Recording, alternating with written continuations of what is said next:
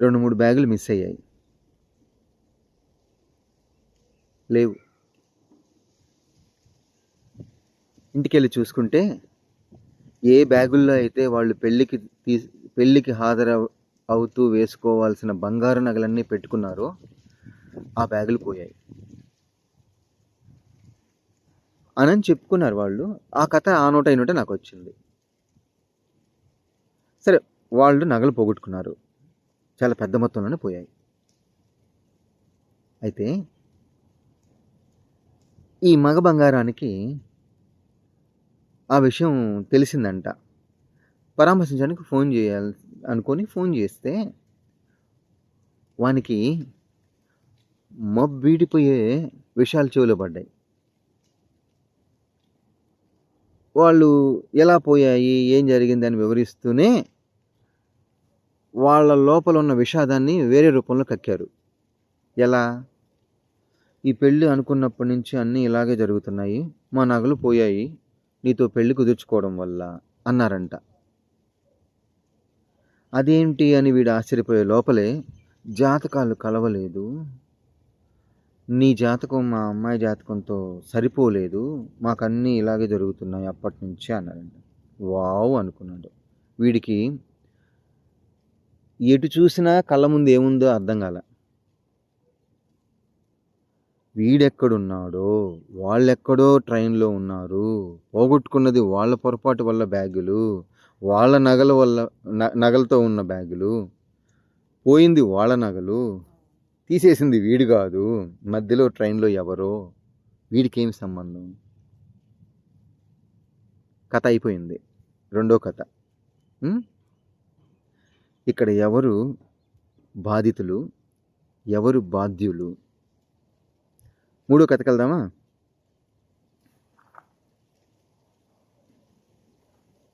ఇంకొక ఇంటి కథ. ఆ ఇంటిలో కొత్తగా పెళ్ళైన జంట, మధ్యతరగతి కుటుంబం, జీతం అంతంత మాత్రం, నిజాయితీపరుడు, అవినీతి ద్వారా డబ్బు సంపాదించే ఆలోచన కానీ శక్తి కానీ లేనివాడు. పెళ్ళై కొన్ని నెలలైందంట. కొత్త కాపురం కదా, భార్యకి తెలిసి తెలియక ఏదైనా పొరపాట్లు చేస్తుందేమోనని, నువ్వు ఒకవేళ బయటికి వెళ్ళేటప్పుడు వచ్చేటప్పుడు తలుపు వేసుకో, మన ఇంట్లో వస్తువులు ఉన్నాయి, ఏదో చిన్న ఇల్లు, అపార్ట్మెంట్లో గ్రూప్ హౌసెస్ కదా, పోతాయేమోనని ఒక భయం, వాడిది. బిలో మధ్యతరగతి అనుకోండి, ఓ చిన్న నగున్నా కూడా ఇంట్లో పోతుంది అని వాడి భయం. నగలు కూడా ఇంట్లో పెట్టద్దని ఎప్పుడో మాట వరుసకు అనున్నాడంట. అయితే ఓ రోజు ఇంటికి వచ్చేటప్పటికి జాబ్ నుంచి తలుపు తెరిచే ఉంది. సాయంత్రం ఆ ఇంటి బంగారం పైన కింద ఎక్కడో చిన్న పని ఉంటే వెళ్ళి ఇరుగు పరుగు అప్పుడే వచ్చింది. అయితే ఈ మధ్యలోనే ఆ పిల్లవాడికి, అది ఆ పెళ్ళికొడుక్కి, కొత్త పెళ్ళికొడుక్కి ఒక ఆలోచన వచ్చింది. ఆ ఇంట్లో, వాళ్ళ ఇంట్లో కొంతమేరకు నగలు ఉంటే అవి దాచిపెట్టి పక్కనే ఎక్కడో వాని భార్య వచ్చే లోపల ఒక చిన్న ప్రాంక్ చేద్దాం అనుకున్నాడు. తీరా వచ్చింది, ఒక మాట క్లూ ఇచ్చాడు. నేను వచ్చేటప్పటికి తలుపు తీసేసింది, చెప్పాను కదా చాలాసార్లు తలుపు వేసుకోమని, నువ్వు మర్చిపోయి వెళ్ళిపోతే ఎట్లా, చూడు ఏమైనా వస్తువులు ఉన్నాయో పోయాయో అన్నాను. క్లూ ఇచ్చాడు. ఆవిడ అటు ఇటు చూసి ఏదో డౌట్ వచ్చి ఆవిడ నగల కోసం వెతికింది, లేవు అక్కడ. కంగారు పడింది, వెతికింది, లేవు అక్కడ. భయపడింది. ఎందుకు అంటే ఆ నగలు ఆవిడవి కాదు, ఆ బంగారానివి కాదు, వాళ్ళ అక్క బంగారానివి. అరువు తెచ్చుకుంది. ఎందుకు? ఈవిడకి లేకపోయినా ఈవిడ వేసుకొని చూపించుకోవడానికి. మన మధ్యతరగతి కుటుంబాల్లో ఉన్న ఎన్నో కథల్లో ఇదొక కథ. ఇప్పుడు భయం ఎందుకు? తన నగ బోయునుంటే మళ్ళీ ఆ మగ బంగారాన్ని పీకి పాకాన పెట్టో కొనిచ్చుకుంటుంది. పోయింది అక్క నగలే కదా, పోగొట్టింది ఈవిడి కదా. అడిగి తీయించుకోవాలంటే ఏదో ఏదో అడ్డొస్తుంది. 2-3 నిమిషాలు లేదా 3-4 నిమిషాల తర్వాత ఆ పెళ్ళికొడుకు బంగారం గారు,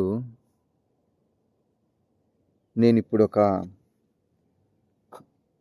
నా భార్యామణికి కనువిప్పు కలిగించబోతున్నాను అనే ఆయన నెత్తిన ఒక రింగ్ ఫామ్ అయ్యి, ఇదిగో ఇక్కడున్నాయి నేనే దాచిపెట్టానని తీశాడంట.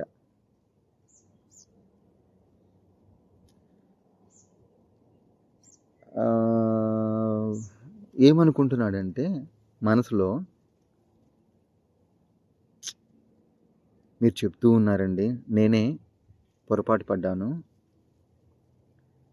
ఈసారి నుంచి తలుపేసుకుంటాను, ఇంకెప్పుడు ఇలా చేయకండి.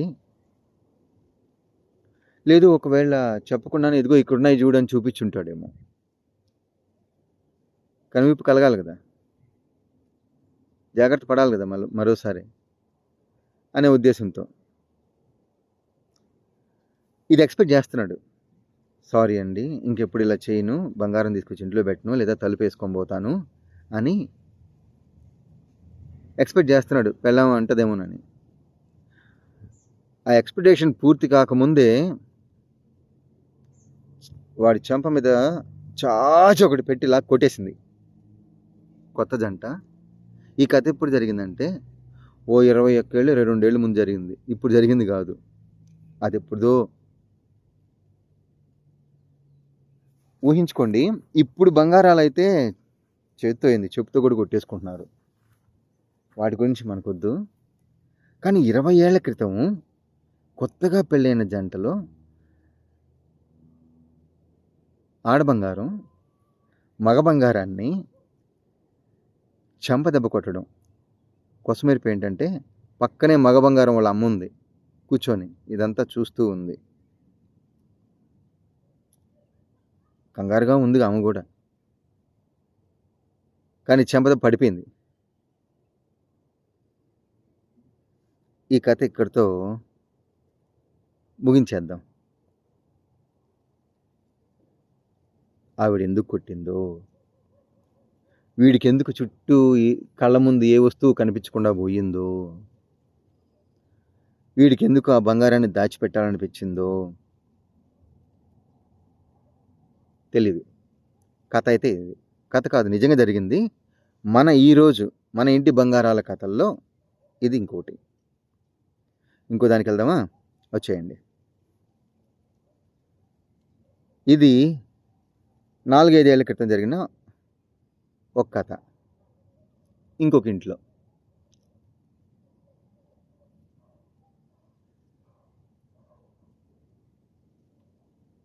భార్యాభర్తలకి ఏదో చిన్న వాదోపవాదాలు వచ్చాయి. గిల్లి కజ్జాలు ఏదో వాదోపవాదాలు, కోపం ఇచ్చింది. భర్త ఏం చేశాడంటే, వానికి నాకు మళ్ళీ బంగారు లోహం అంటే అలర్జీ, చాలా కారణాల వల్ల.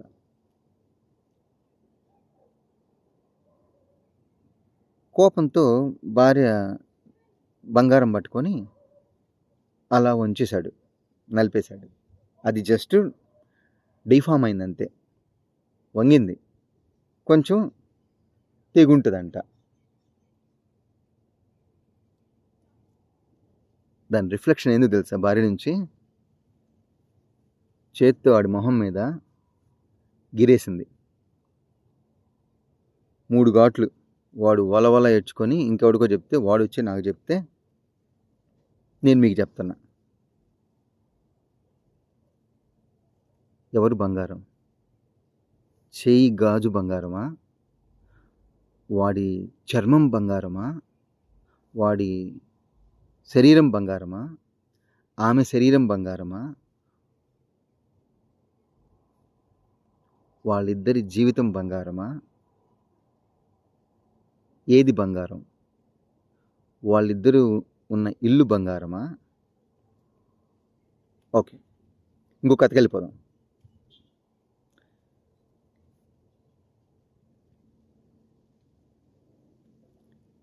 ఒక జంట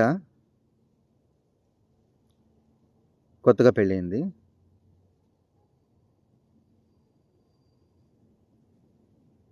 వాడు పాపం పైసా కట్నం లేకుండా ఆదర్శ భావాలు, ఇది కూడా కొన్ని దశాబ్దాల క్రితం జరిగిన కథ. ఆదర్శ భావాలతో విద్యాలయాల్లో చెప్పిన కొన్ని, వాటిని ఏమంటారు, సూక్తులు, నీతులులో నుంచి వరకట్నం ఒక దురాచారము అనే దాన్ని గట్టిగా నమ్మి కట్నం లేకుండా పెళ్లి చేసుకున్నాడు. వాడికి ఏం పెళ్ళి అవ్వకుండా పోయో లేకపోతే అవదేమోననే భయంతోనో కాదంట. కేవలం వాడు చదువుకున్న చదువు నేర్పించిన ఒక సంస్కారంతో ఒక్క పైసా కూడా ఆశించకుండా ఏమీ తీసుకోకుండా పెళ్లి చేసుకొని జీవితం మొదలుపెట్టాడు.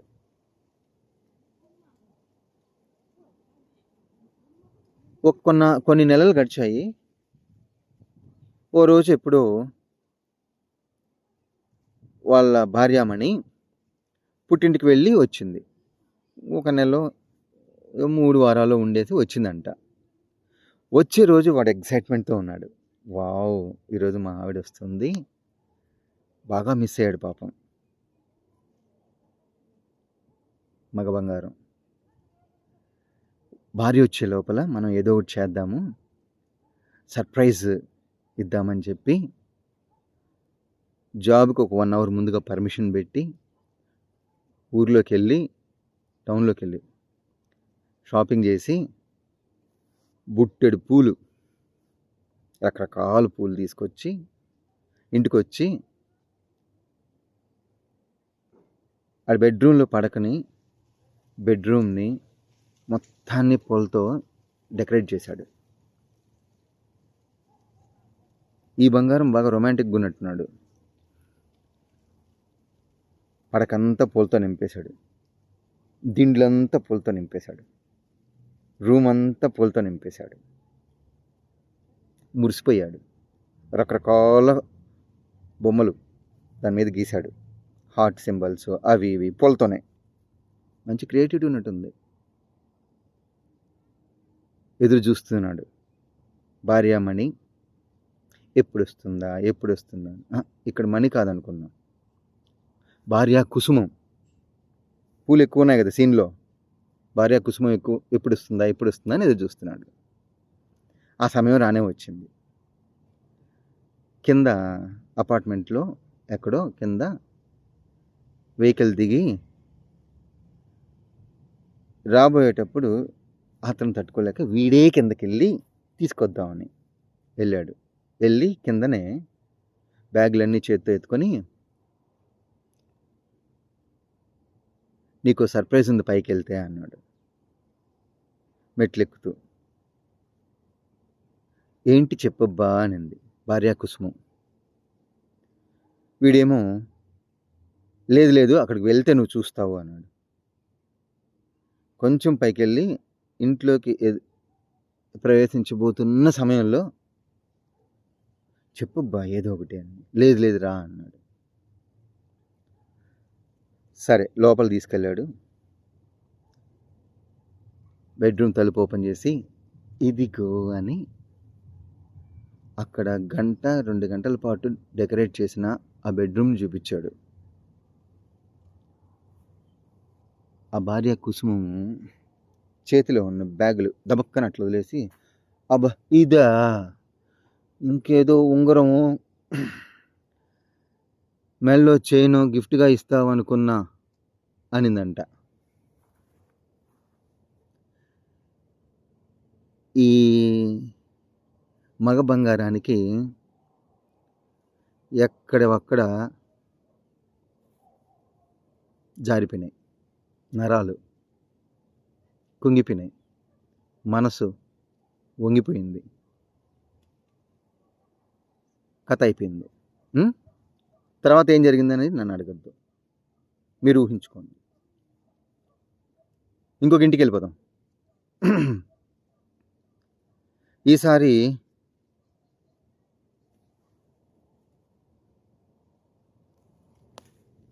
మగ బంగారాల్లో ఒక బంగారం, ఆ బంగారానికి ఒక స్నేహితుడు.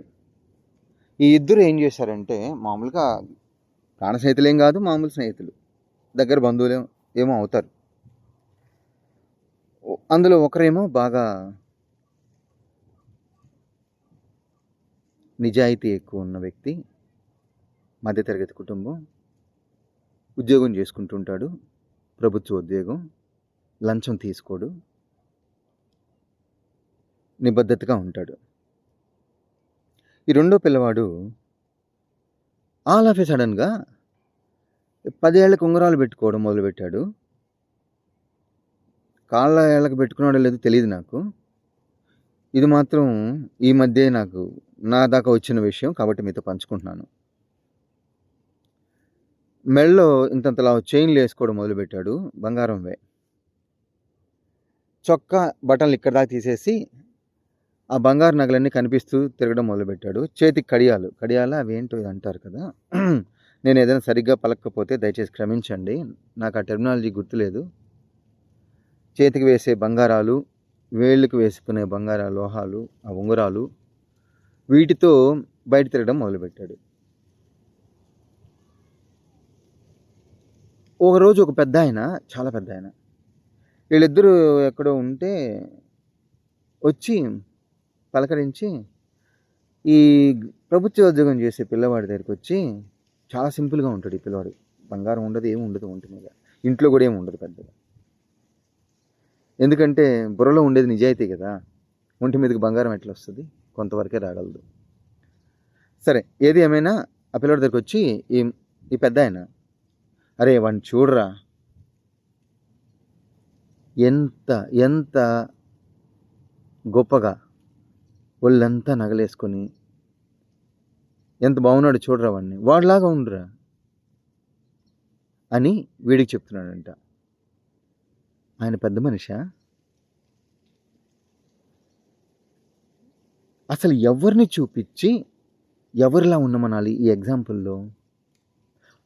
వాడిని చూపించి వీడిలాగా సింపుల్గా ఇలా బతుకురా అనాల్సిన పెద్ద మనిషి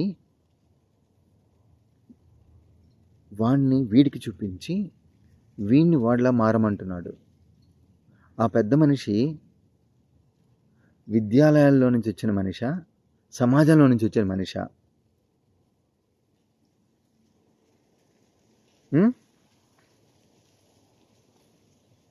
ఇలా చెప్పుకుంటూ పోతే బంగారు నగలు కొనివ్వలేదని అలిగి ఆత్మహత్య చేసుకున్న పసిపిల్లలు,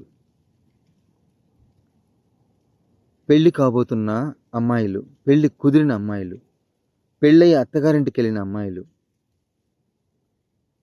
లిస్టు పోతూనే ఉంటుంది.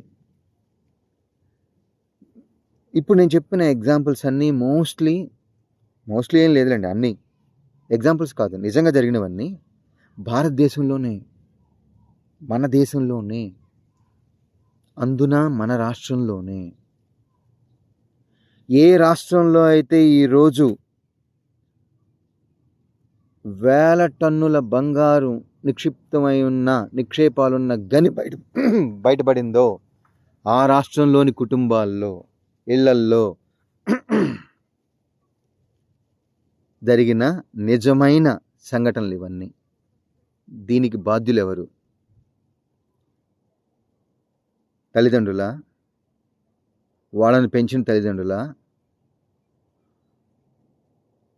సమాజమా? కనిపిస్తే ఒంటి మీద బంగారం ఎంతుందని మాత్రమే చూసి ఆ తర్వాత కళ్ళల్లోకో వాడి మొహంలోకో చూసే సమాజందా? విద్యాలయాలదా? ఆ విద్యాలయాలు కూడా సమాజం ఏర్పాటు చేస్తేనే కదా వచ్చాయి అని మనదా? ఒకవేళ మనమే కదా ఏర్పాటు చేసింది విద్యాలయాల్ని, అక్కడ బంగారం ఎందుకు లేదు? పోగొట్టుకుంటారనా పిల్లలు? మరి ఇక్కడ పెద్ద పెద్ద వాళ్ళు కూడా నగలు పెళ్లిలలో పోగొట్టుకుంటున్నారు, రోడ్లలో పోగొట్టుకుంటున్నారు, రైళ్లలో పోగొట్టుకుంటున్నారు, ఇళ్లలో పోగొట్టుకుంటున్నారు. ఇంకో బంగారం అయితే ఏకంగా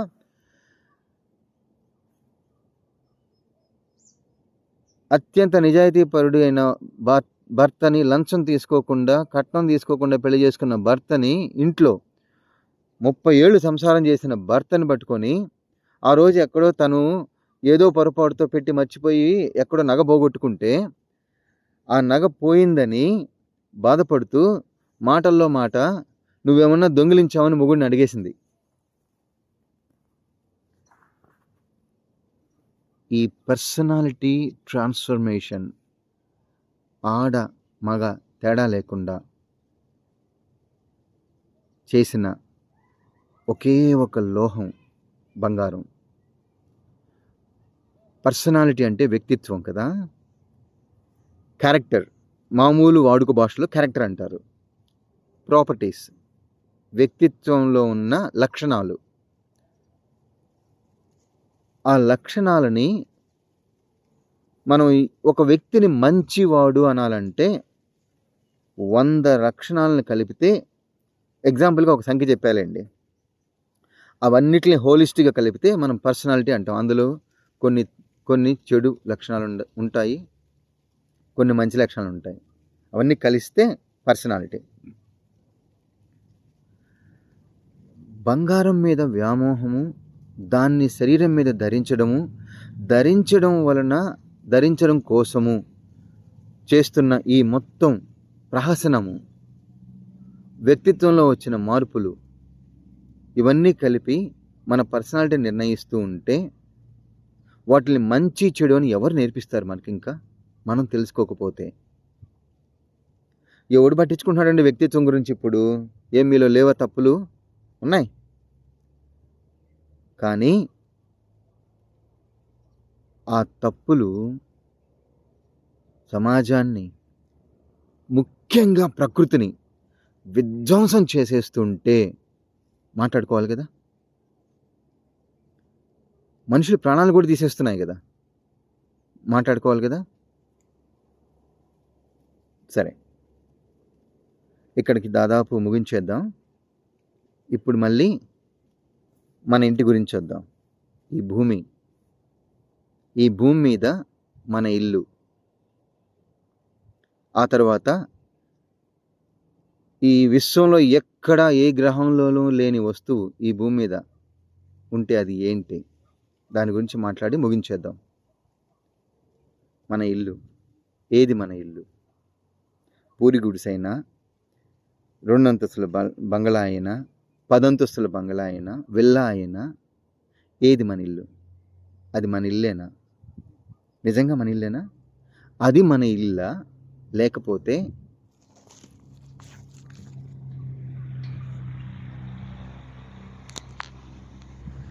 ఇది మన ఇల్లా?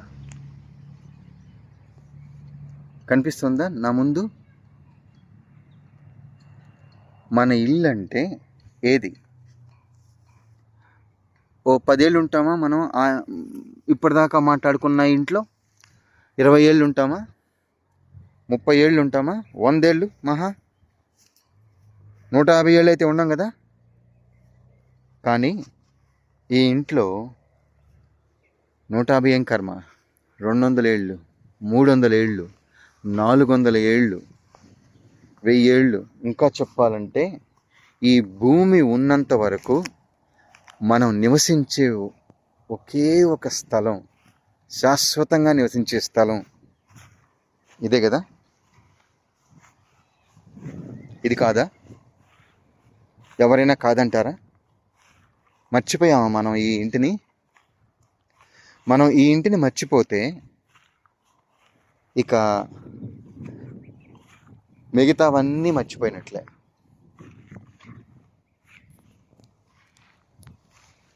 నిశ్శబ్దం చూసారా? ప్రశాంతత, అనంతమైన ప్రశాంతత, రెస్ట్ ఇన్ పీస్. మన దౌర్భాగ్యం ఏంటంటే, మనం ఇప్పుడు నాతో సహా నివసిస్తున్న ఆ ఇళ్లలో మనం ఎప్పుడు కూడా రెస్ట్ ఇన్ పీస్. రెస్ట్ తీసుకుంటున్నాం కదా, రోజుకి ఒక 2 సార్లు రాత్రిపూట రెస్ట్ తీసుకుంటున్నాం కదా. మరి రెస్ట్ ఇన్ పీస్ అని ఆ ఇంటికి సంబంధించి అట్లీస్ట్ ఒకవేళ రెస్ట్ తీసుకోకపోయినా లివ్ ఇన్ పీస్ అని ఏ ఒక్కరూ మనల్ని ఆశీర్వదించరు. ఆఖరికి మన జీవితంలో ఉన్న వ్యక్తులు కూడా మనల్ని ఆశీర్వదించరు లివ్ ఇన్ పీస్ అని. కానీ ఇక్కడికి వచ్చేసిన వాళ్ళని మాత్రం రెస్ట్ ఇన్ పీస్ అని ఆశీర్వదిస్తారు. ఎంత దారుణం అది, ఎంత దారుణం అది.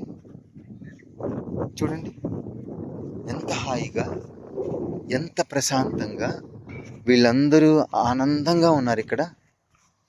రేపొద్దున నేనైనా మీరైనా ఇక్కడికే కదా రావాలి, అవునా కాదా? వచ్చిన తర్వాత ఒక రోజుతో పోద్దా?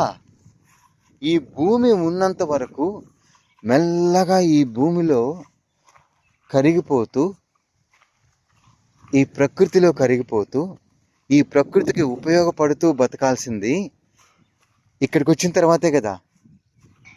అంటే నిజమైన బతుకు ఇక్కడి నుంచి మొదలవుద్ది. కాబట్టి మనం అనాల్సింది లివ్ ఇన్ పీస్ అని వీళ్ళకి, రెస్ట్ ఇన్ పీస్ అని మనకు, అక్కడ ఇళ్లలో ఉన్న మనకు అనాలి. దౌర్భాగ్యం ఏంటంటే ఇది మన శాశ్వతమైన ఇల్లు అని మనం మర్చిపోవడం ఒకటైతే, రెండవది ఏంటో తెలుసా? ఇంకోటి ఉంది, మనం మర్చిపోయిన మన నిజమైన ఇల్లు. ఆ ఇల్లు ఏంటో తెలుసా? మన తల్లి గర్భం. మన తల్లి గర్భం మన ఇల్లు అనే విషయం మర్చిపోయాం.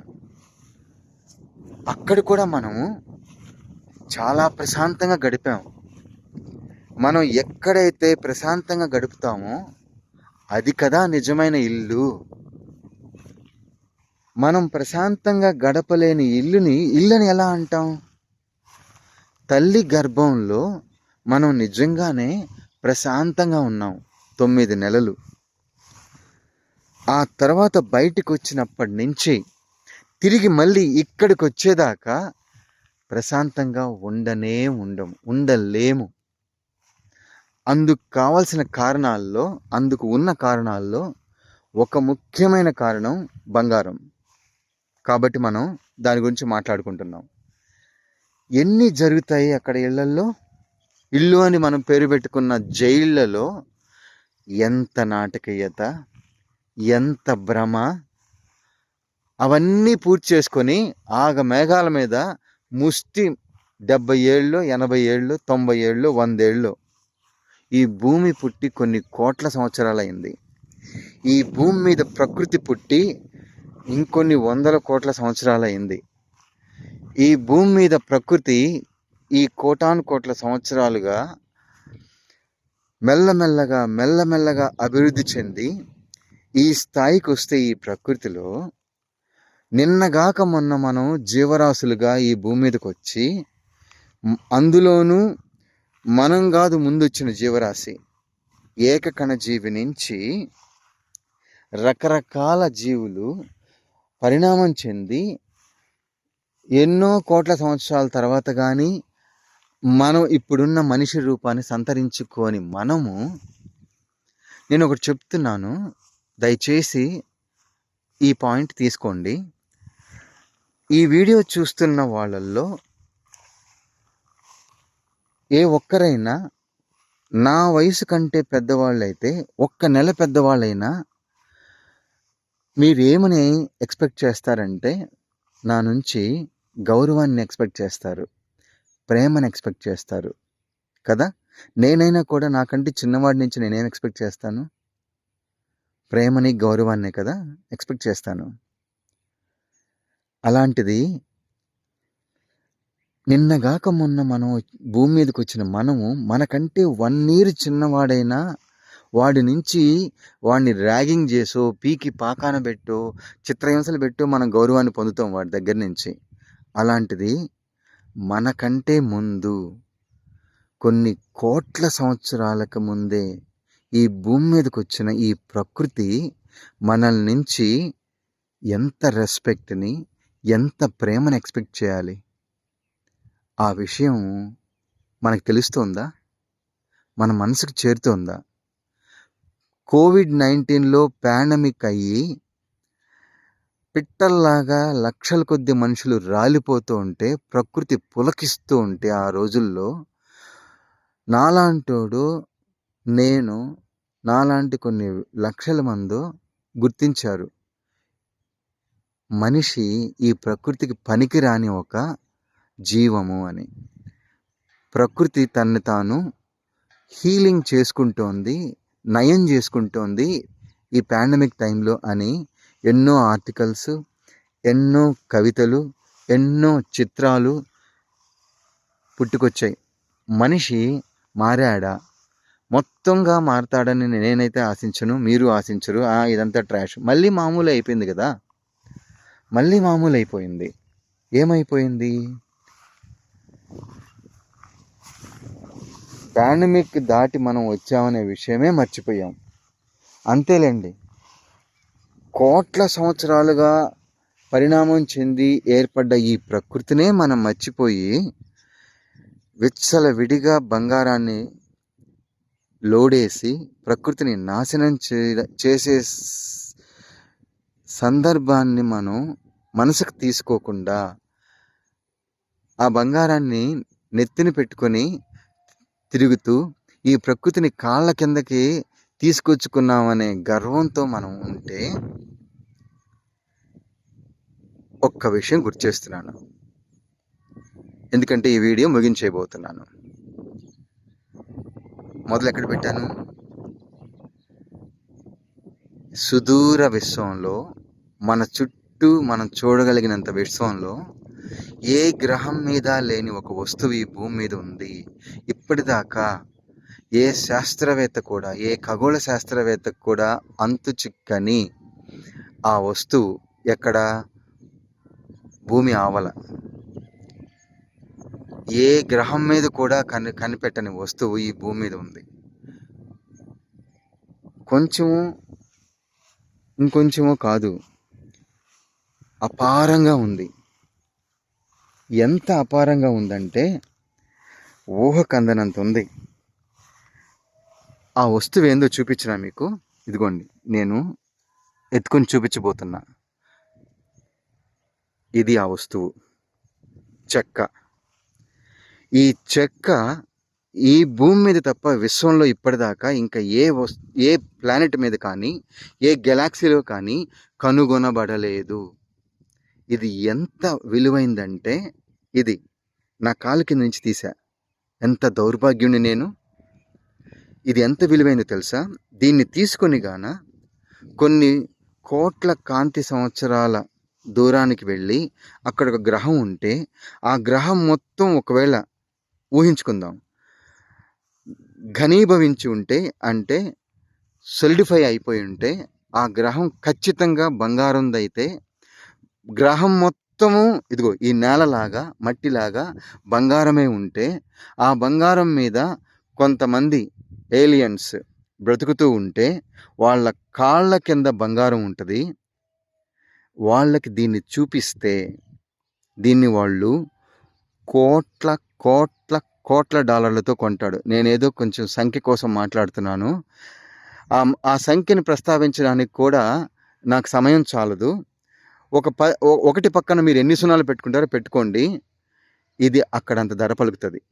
ఎందుకు అంటే ఈ మొత్తం విశ్వంలోకెల్లా ఈ స్టేట్మెంట్ వ్యాలిడ్. ఎందుకంటే మనం చూడగలిగిన విశ్వం ఎంతో చెప్పేశాను కాబట్టి, అంత తర్వాత ఎంత ఉందో మనకు తెలియదు కాబట్టి, ఈ విశ్వంలో ఎక్కడా లేని ఒక వస్తువు ఇది.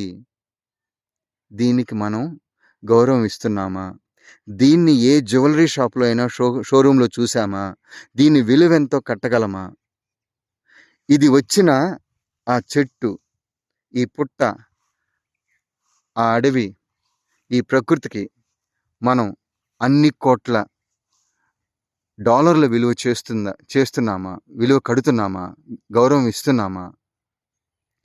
ఇదే చెట్టు లేదా ఈ మొక్క వచ్చిన ఆ చెట్టు ఒక బంగారు గని మీద ఉంటే, ఆ చెట్టుని అలాగే బతకనివ్వండి అని వదిలేసి, ఆ బంగారు గనిని తవ్వకుండా ప్రకృతికే బంగారు గనిని వదిలేయగలిగే ఒక్క ప్రభుత్వాన్నైనా దయచేసి నాకు చూపెట్టండి. అప్పుడు మనం అదృష్టవంతులం. ఆ బంగారం ఈరోజు లోడి మన మెడలోనో మన ఒళ్ళోనో వేసి మనం చచ్చిన తర్వాత ఇంకెక్కడో వేసి దాన్ని లోడేసిన ఈ భూమిని మన తర్వాతి తరాలకి ఇచ్చేసి మనం వెళ్ళిపోతున్నాం. మనం మన తర్వాతి తరాలకి ఏ బంగారాన్ని ఇస్తున్నాము? ఈ బంగారాన్ని ఇస్తున్నామా? లోహాన్ని ఇస్తున్నామా? నాశనం చేసిన భూమిని, నాశనం చేసిన ప్రకృతిని మన తర్వాత తరాలకి ఇచ్చేసి ఇళ్లల్లో, బ్యాంకుల్లో, లాకర్లలో లోడేసి తీసిన లోహాన్ని తీసుకెళ్ళి కుప్పలు కుప్పలుగా పోసి భారతదేశం దగ్గర ఇన్ని నిల్వలున్నాయి, ఆ దేశం దగ్గర ఇన్ని నిల్వలున్నాయి, ఇంకో దేశం దగ్గర బంగారు నిల్వలు ఇన్నున్నాయి, మేము గొప్పవాళ్ళం అని చెప్పుకుంటూ ఈ మనుషులందరూ చచ్చిపోయి ఇక్కడికి వచ్చేస్తారు ఒక రోజుకి. వచ్చేసి మీకెక్కడైనా ఈ స్థలంలో ఏ సమాధి మీదైనా ఒక్క నగ కనిపించిందా? ఇవన్నీ మాకు తెలుసు కదండి, మీరు ఎందుకు చెప్తారండి ఇవన్నీ సోది ఇంతసేపు అంటే? ఇది మన ఇంటి బంగారం, గుర్తించండి. Thank you.